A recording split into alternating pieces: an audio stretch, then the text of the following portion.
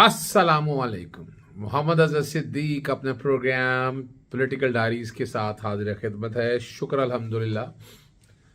एक अनोखी बात आप कह सकते हैं, मेरे 3 बच्चों की आज बर्थडे है। मेरे बेटे की मोहम्मद कमाल सुबहानी, मेरी बेटी जमीला फातिमा और मेरी और तीसरी बेटी ज़ैनब फातिमा की 21 जनवरी। तीनों बच्चों की सेम बर्थडे है जी। और मुख्तलिफ चैनल में ये कवरेज की है, ये भी अनोखी और ये और तीनों की एजों में बहुत फ़र्क है, पर ये रब की ख़ास मेहरबानी है। शुक्र अल्हम्दुलिल्लाह। रब पाक का जितना शुक्र अदा करें उतना कम है। आगे चलते हैं सियासत की गर्मा गर्मी की तरफ। बहुत गर्मा गर्मी है इस वक्त, लेकिन ये कमाल है, अच्छी यानी लोगों को है कि पता नहीं कोई मिली भगत है। एक नाम पे आगे कंसेंसस हो गया और उसका नाम है आज़म खान, वज़ीर आला खैबर पख्तूनख्वा पे। बड़ी अच्छी रवायत है और इस पे अमल होना चाहिए। निगरान है ना भाई, आगे इलेक्शन ही कराने हैं, इसके अलावा बाकी क्या काम है। मगर जिस तरह की कंट्रोवर्सीज पंजाब के हवाले से आ रही हैं, ये एक तकलीफ दे बात है। मेरा ट्वीट चल रहा है जो मैंने निगरान वज़ीर आला खैबर पख्तूनख्वा के हवाले से कर दिया। तस्वीरें आप बैकग्राउंड पर देख रहे होंगे, हंसी खुशी, ताकि आगे चले। इलेक्शन अप्रैल में ही होने हैं, ये मैं बता दूं। को बहुत बड़ी वजह बनेगी, आगे लेके चलेंगे। जहां स्पीकर पंजाब असम्बली ने इसलिए ख़त लिख दिया गवर्नर को कि इलेक्शन की डेट दें, बिल्कुल आईनी हक है। इलेक्शन कमीशन ने भी ये कहा है, भाई ये तो प्रोसेस होता रहेगा इलेक्शन ये वाला केयर टेकर का, आप बाकी प्रोसेस तो नहीं रोक सकते ना। वो तो आपको नाम देने हैं, नाम दे के ख़त्म करें, और सॉरी इलेक्शन की डेट दे के ख़त्म करें इस सारे चैप्टर को, ताकि आगे चले इस बात को। और इस पर मुलाकात हुई, मलका अहमद खां कहते तो ये टाइम गुजर गया। अभी कमेटी तो अभी कल बनी है, तो कल से अगर देखा जाए आइन का आर्टिकल 224 है, वो बार बार चला दिया बैकग्राउंड पे। चले सोशल मीडिया टीम अगर चला देगी बैकग्राउंड पे तो ठीक है। उसमें तो लिखा है वो अगले 3 दिन, वो 3 दिन ही अगर शुरू ही उन्होंने उस दिन से हुए हो। अब स्पीकर ने जो कमेटी तश्कील दिया 3 दिन, उसके मुताबिक तो परसों ख़त्म हो गए, लेकिन वो कहते कंसेंसस नहीं हुआ। इसका मतलब है वो एक नाम जो फाइनल किया हुआ इलेक्शन कमीशन के साथ तयशुदा, उसको आगे लेके चलना चाहते हैं। लेकिन ये काम इतना आसान नहीं होगा। छक्का मारे और किसी एक नाम पे कंसेंसस कर दे। जरूर जाना है इलेक्शन कमीशन, पहले ही कंसेंसस कर दे, जिस तरह खैबर पख्तूनख्वा में किया। और मैं समझता हूँ इसमें लीड लेनी चाहिए पाकिस्तान मुस्लिम लीग काफ को, जो कि पाकिस्तान तहरीक इंसाफ का वाज़े तौर पर एक एजेंडा है। वो वाज़े है कि वो किसी करप्ट आदमी को या किसी ऐसे आदमी को वज़ीर निगरान के तौर पर या किसी इस ओहदे पर नहीं देखना चाहते।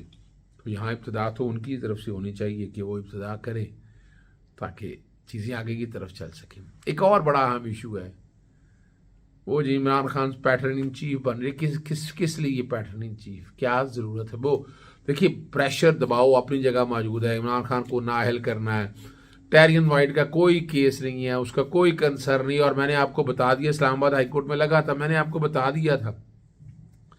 देखिए किसी जगह भी वो डिक्लेयर नहीं है। कानूनी तौर पर बताएं, किसी के कह देने से ना कह देने से फर्क कोई नहीं पड़ता। क्वेश्चन है कि पाकिस्तानी कवानीन के तहत वो बेटी डिक्लेयर है। कानून पाकिस्तान का ये है।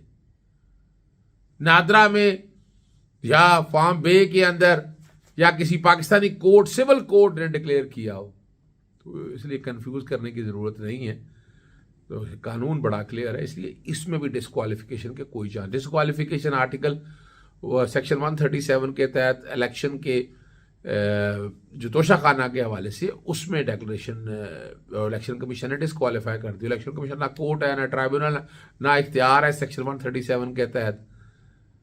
और ज़्यादा से ज़्यादा करप्ट प्रैक्टिस कह सकते हैं 167 इलेक्शन एक्ट में करप्ट प्रैक्टिस डिफाइन है। 174 में सजा दी, और सजा 3 साल तक सजा है। तो उसमें सजा जब होगी, जब इस तगासे में सजा होगी, तो फिर सेक्शन 232 के तहत सजा आप नाअहल हो जाएंगे। ना 63(1)P आता है, ना इलेक्शन का, ना स्पीकर का ये इख्तियार था।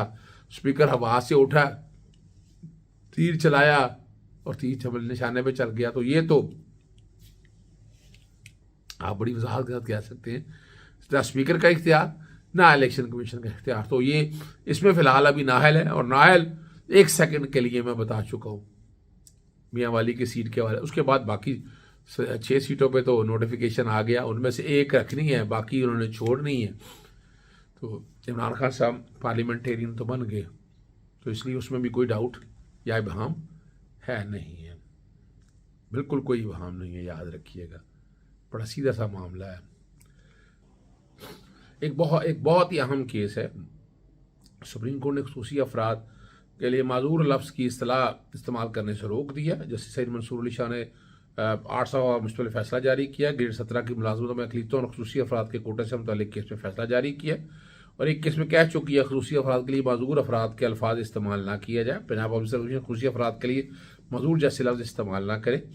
आईन पाकिस्तान तमाम शहरियों को बिला इम्तियाज़ हकूक़ फराहम करता है और मनफी समाजी और दफा तक रसाई मुश्किल के सब खसूसी अफराद आमनी ज़िंदगी से पीछे रह जाते हैं। रियासत की जिम्मेदारी है खसूसी अफराद के बुनियादी हकूक़ का मुकम्मल तहफ़्फ़ुज़ फराहम करे। कानून बन चुका है, बहुत ज़बरदस्त कानून बनाया लाहौर हाई कोर्ट ने इस हवाले से। अकलीतों की आबादी मजबूरी आबादी का 3% है। अकलीतों की आबादी वाहिद जगह है, वो अपना उसके हवाले से बात अब करते हैं। लेकिन अगली बात वो बड़ी ख़तरनाक है कि पाकिस्तान ने जो है ना IMF की शर्तें मान ली हैं। इससे मज़ीद महंगाई जो है ना वो 50% बढ़ेगी। और ये जो मामला है उससे आप अंदाज़ा लगा सकते हैं कि क्या IMF की ये बातें आनी थी।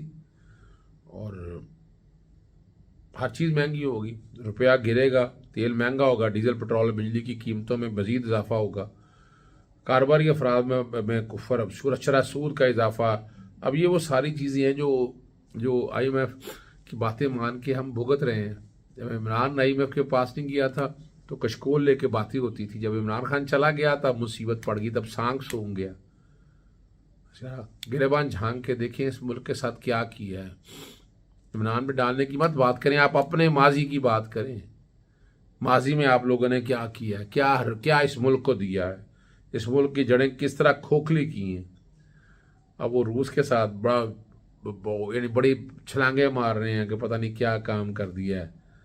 और आखिर अपना मार्च के आखिर तक खाम तेल बरामद करने का फैसला है ये उनके साथ साइन हो गए हैं रूस के वजीर तवानाई के साथ। और करेंसियों में यानी 2 ममालिक की करेंसियों में अदायगी करेगा। सरमायाकारी, तवानाई और दीगर शोबों में बहुत सी मुख्तलिफ चीज़ों में ना जी मुश्तरका एलामिया में जो बात है, ये दोनों अफ्रीका ने बड़ा फैसला गैस पाइपलाइन के तमीर के मनसूबे में फिर माहिदा तय पा गया और डेटा एक्सचेंज का तावन भी शामिल है। एरोनॉटिकल मसनूआत की फ़िज़ाई काबिलियत पर करने का माहिदा भी तय पाया है। तो ये काफ़ी जो चीज़ें हैं ना, और ये जब इमरान कर रहा था तब मुसीबत पड़ गई थी, तब सांप सूख गया था। फिर ऑपरेशन नजीम के किरदार आपके सामने आ गए, उसमें हुसैन हक्कानी सबसे मेन आदमी है, फिर वो एक चैनल के मालिक भी हैं, वो भी सारे काम में नज़र आते रहे आपको, चेहरे आपको वो बहुत उनके फ्रंट लाइन पर नज़र आते रहे। और उस पर गिला है लोगों को बहुत सा, वो रहे गिला अपनी जगह पर। लेकिन अगर जो असल बात है वो तो आपको पता चल गई है ना जी, ये वो क्या है। और वहाँ से आप अंदाज़ा लगा सकते हैं कि असल बात क्या है। और असल बात बहुत ज़रूरी है समझना, ठीक है ना जी। आखिर में आपको ले चलते हैं कि इत्तेहादी हुकूमत की जो हिकमत अमली है ना, उसने बड़े मसाइल पैदा किए हैं। पाकिस्तान तहरीक इंसाफ को जो मैं बार बार कहता हूँ, मैं फिर दोहरा रहा हूँ, उन्हें बाकी इस्तीफ़ों के हवाले से सामने आ जाना चाहिए, वो भी इस्तीफ़े नहीं लेने चाहिए ना। ये हो गए हैं अपना 35 और 35 70 एक हो गए और 11 पहले के हैं, 81 इस्तीफ़े हैं। शेख रशीद साहब कहते हैं इस्तीफ़ा नहीं दिया तो 80 कह लें आप, लेकिन हम नोटिफिकेशन तो किया हुआ है। तो अब और ये मैंने बार बार आपको मैंने बताया था वजह, ये मैं आज से नहीं कह रहा, मैं आपको मार्च में अप्रैल कह रहा हूँ कि अप्रैल में इलेक्शन होंगे और असेंबलियों में जाना चाहिए। असेंबलियों में इसलिए जाना चाहिए, अपोजिशन लीडर क्यों दिया हुआ है इसको, आपने निगरान सेटअप सारा बनाने के लिए अपोजिशन लीडर की अहमियत आपने देख ली है सारी। अगर आप इस तरह दे के रखेंगे तो ये तो लूट मार मास्टर है, लूट मार के अंदर तो ये तो तबाही करेंगे और ये तबाही कर रहे हैं, याद रखिएगा। जब और आपने अंदर जाके पब्लिक अकाउंट कमेटी की सीट लें, कब्जा लें, अपोजिशन लीडर रहें और पार्लियामानी पार्टी भी आपके हाथ में होगी। और फौरी तौर पर सेक्शन आर्टिकल 54 का मैं पहले बता चुका हूँ, इलेक्शन अपना इजलास बुलाएं और एतमाद के वोट का कहें, शबाशी भी एतमाद का वोट ले नहीं सकेगा। मेरी इतला के मुताबिक तैयारी मुकम्मल हो गई है और बहुत जल्द एतमाद का वोट लेने का सदर पाकिस्तान कहने वाले हैं, इसलिए वहाँ परेशानी है। वहाँ लंदन में छलांगे मारते फिर रहे हैं, रास्ता नहीं मिल रहा, बयानिया भी पिट रहा है बड़ी बुरी तरह से। चलिए इजाज़त चाहता हूँ। अस्सलाम वालेकुम, अल्लाह हाफिज़, पाकिस्तान जिंदाबाद।